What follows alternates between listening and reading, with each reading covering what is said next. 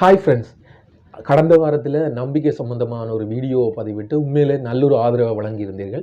இந்த நம்பிக்கை எந்த பருவத்தில் இந்த மனிதர்களுக்கு வழங்கலாம்னு சொன்னால், குழந்தை பருவத்தில் தான் நம்பிக்கையை வழங்கும்போது அவர்கள் மிகவும் அதிகமாக பெற்றுக்கொள்கின்றார்கள். பொதுவாகவே யானைக்கு தும்பிக்கை எவ்வளவு தூரம் முக்கியமானதோ அதே போல் மனிதர்களுக்கு நம்பிக்கை மிக முக்கியமானது. இந்த நம்பிக்கை தன்னம்பிக்கையாக வரும்பொழுது இன்னும் சிறப்பாக அமையும். இந்த தன்னம்பிக்கையை இந்த குழந்தை பருவத்திலே பிள்ளைகளுக்கு வழங்குங்கள்.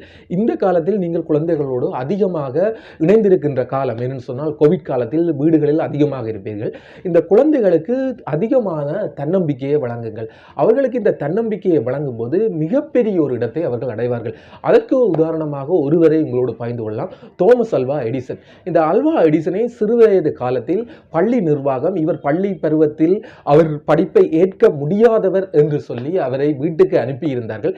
இதை அவருடைய தாய்க்கு கடித வடிவில் அவர்கள் அனுப்பியும் இருந்தார்கள். இதை பின்னாட்களில் தோமஸ் அல்வா எடிசன் அவர்கள் பார்த்து தன்னுடைய தாயை நினைத்து அழுதிருந்தார்.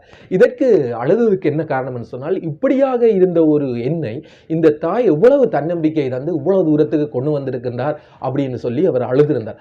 அதே போல் தான் உங்களுடைய பிள்ளை இப்பொழுது என்ன நிலையிலும் இருக்கலாம். நீங்கள் கொடுக்கின்ற தன்னம்பிக்கையை தான் அந்த பிள்ளை பின்னாட்களில் இவ்வளவு தூரம் வரப்போகின்றது என்று இருக்கின்றது. அதன் காரணமாக உங்களுடைய பிள்ளைகளுக்கு மிகவும் தன்னம்பிக்கையை வழங்குங்கள். பொதுவாகவே தன்னம்பிக்கையை அப்பாக்கள் வழங்குவதை நாங்கள் பார்த்திருப்போம். உதாரணத்துக்கு நீங்களும் பார்த்திருப்பீர்கள். என்னன்னு சொன்னால், சிறு வயதில் அந்த சின்ன பிள்ளைகளை மேலே தூக்கி போட்டு அப்படியே பிடிப்பார்கள். இதன் போது அப்பா இருக்கின்றேன் என்ற ஒரு தன்னம்பிக்கையை பிள்ளைகளுக்கு வழங்குவார்கள். பிள்ளைகளும் அதை ஏற்றுக்கொள்வது போல் பேசாமல் அழாமலே இருப்பார்கள். அதே போல்தான் பின்னாட்களிலும் அவர்களுக்கு நீங்கள் தன்னம்பிக்கையோடு இருக்கின்றோம் என்ற ஒரு எண்ணத்தை வழங்குவீர்கள். இந்த பறவைகளும் நீங்கள் அதிகமாக பார்ப்பீர்களாக இருந்தால், இந்த குஞ்சுகளுக்கு தன்னம்பிக்கையை வழங்குகின்றது. எப்படி வழங்குகின்றது என்று சொன்னால், அந்த பறவைகள் சில குஞ்சுகள், எல்லா குஞ்சுகளும் பறக்க ஆரம்பித்தாலும் இந்த பறவைகளை நீங்கள் அவதானிப்பீர்களாக இருந்தால் எல்லா குஞ்சுகளும் கூடுகளில் இருக்கும். ஆனால் ஒரு சில குஞ்சுகள் குறிப்பிட்ட பருவம் வந்தும் பறக்க முடியாத ஒரு சூழ்நிலையில் இருக்கும். இதை இந்த தாய் பறவை அவதானித்து என்ன செய்யும் என்று சொன்னால், அந்த குஞ்சை மெதுவாக காலால் தட்டி நிலத்தில் விழுத்துவது போல் விழுத்தும். இந்த விழுத்துகின்ற தருணத்தில் அந்த குஞ்சு பயத்தை நீக்கி பறக்க ஆரம்பிக்கும். அப்படியும் பறக்க முடியாத சந்தர்ப்பத்தில் இந்த தாய் குஞ்சு அந்த குஞ்சை கவ்வி திருப்பி கொண்டு வந்து கூடுகளுக்குள் சேர்க்கும். இப்படியான செயற்பாடுகளை பறவைகள் செய்யும் தொடர்ச்சியாக. இந்த பிள்ளைகளுக்கு, அதாவது தன்னுடைய குஞ்சுகளுக்கு தன்னம்பிக்கையை வழங்க வேண்டும். இதே போல் உங்களுடைய பிள்ளைகளுக்கு தன்னம்பிக்கையை அதிகமாக வழங்குங்கள். தன்னம்பிக்கையை அதிகமாக வழங்கும் போது முக்கியமாக கடவுள் நம்பிக்கையை வழங்குங்கள். இந்த கடவுள் நம்பிக்கையை சேர்த்து வழங்குகின்ற போது இந்த பிள்ளைகள் எதிர்காலத்தில் தவறுகள் செய்வதை குறைவாக ஏற்படுத்தும். தவறுகள் செய்வதை குறைவாக ஏற்படுவதற்கு கடவுள் இருக்கின்றார், நீ எதை செய்தாலும் அவர் பார்த்து கொண்டிருக்கின்றார் என்ற ஒரு மனநிலையை அவர்களுக்கு வழங்குங்கள். சிறு பராயத்திலே, இந்த குழந்தை பருவத்திலே. இதற்கும் ஒரு கதையை சொல்லலாம். ஒரு ஊரில் ஒரு சிறுவயது பையன் இருந்து வந்தான். அவன் தன்னுடைய தாயின் அரவணைப்பில் நன்றாகவே இருந்து வந்தான்.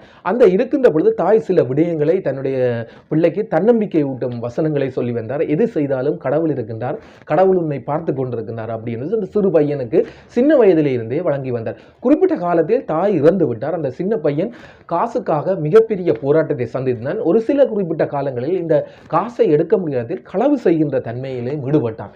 இந்த நேரத்தில் ஒரு நாள் என்ன செய்திருக்கிறான்னு சொன்னால், ஆலயம் ஒன்றுக்குள் சென்று அங்கு கடவுளுக்கு படைக்கப்பட்டிருந்த பிரசாதத்தை எடுத்துக்கொண்டு ஓடியிருக்கின்றான் வெளியில். அப்பொழுது அங்கிருந்த அர்ச்சகர்களும் ஏனையவர்களும் அவனை மடக்கி பிடிக்கின்ற பொழுது அவன் என்னத்தை செய்திருந்தான் என்று சொன்னால், வெளியில் இருந்த பகவான் கிருஷ்ணருடைய சிலைக்கு கொஞ்சத்தை வைத்து, பகவானை என்னை மன்னித்துக்கொள், எனக்கு இந்த நேரத்தில் ஒன்றுமே இல்லை என்று சொல்லி அங்கிருந்து ஓடி விடுவான். இப்பொழுது அவர்கள் வேகமாக கலைத்து அவனை பிடித்திருந்தார்கள். பிடித்துவிட்டு அங்கிருந்தவர்கள் ஒரு சட்டத்தை, அதாவது ஒரு தண்டனையை வழங்கியிருந்தார்கள். என்ன என்று சொன்னால், இந்த கோயிலை சுற்றி நீ 10 ரவுண்டுகளுக்கு மேல் சுத்த வேண்டும் என்று சொல்லி அவர்கள் பார்த்து கொண்டிருந்ததும் முதல் 2 ரவுண்டும் அவன் சுத்துவது போல் தெரிந்திருந்தது எல்லோருக்கும். மீதி 8 ரவுண்டும் பகவான் கிருஷ்ணர் சுத்துவது போல் அவர்களுக்கு தெரிந்திருந்தது. இப்பொழுது பகவான் கிருஷ்ணரிடம் அவர்கள் கெஞ்சி, என்ன நீங்கள் இப்படி சுத்துகின்றீர்களே, நாங்கள் அவனுக்கு தண்டனையை வழங்கிய போது அப்படி என்று கேட்டிருந்தார்கள். அதுக்கு பகவான் கிருஷ்ணர் சொல்லியிருந்தார் என்று சொன்னால், அவன் தான் எடுத்த பிரசாதத்தில் கொஞ்சத்தை என்னிடம் தந்து விட்டானே, அப்பொழுது நீங்கள் வழங்கிய தண்டனையிலும் நான் ஏற்றுக்கொள்ள வேண்டும் அப்படின்னு சொல்லி கிருஷ்ணர் சொல்லியிருந்தார். எப்பொழுதும் நீங்கள் பிள்ளைகளுக்கு, அதாவது கருத்துக்களை வழங்கும் போதும், தன்னம்பிக்கை ஊட்டும் நம்பிக்கை ஊட்டும் கருத்துக்களை வழங்கும் போதும் கடவுள் இருக்கின்றார் என்ற ஒரு எண்ணத்தை வழங்குங்கள். அவர்கள் தவறு செய்வதற்கான சாத்தியப்பாடுகளை குறைக்கும். அப்படி தவறு செய்திருந்தாலும் நேர்மையோடு ஓரளவு செய்வதற்குமான சாத்தியப்பாடுகளை வழங்கும். தவறே செய்ய முடியாத ஒரு எண்ணத்தையும் வழங்கும். எது செய்தாலும் உன்னை கடவுள் ஒருவர் பார்த்து கொண்டிருக்கின்றார் என்ற ஒரு மனநிலையை உருவாக்குங்கள். தன்னம்பிக்கையை குழந்தை பருவத்திலிருந்தே வழங்குங்கள். அவர்கள் மிகப்பெரிய ஒரு நிலையை எதிர்காலத்தில் அடைவார்கள்.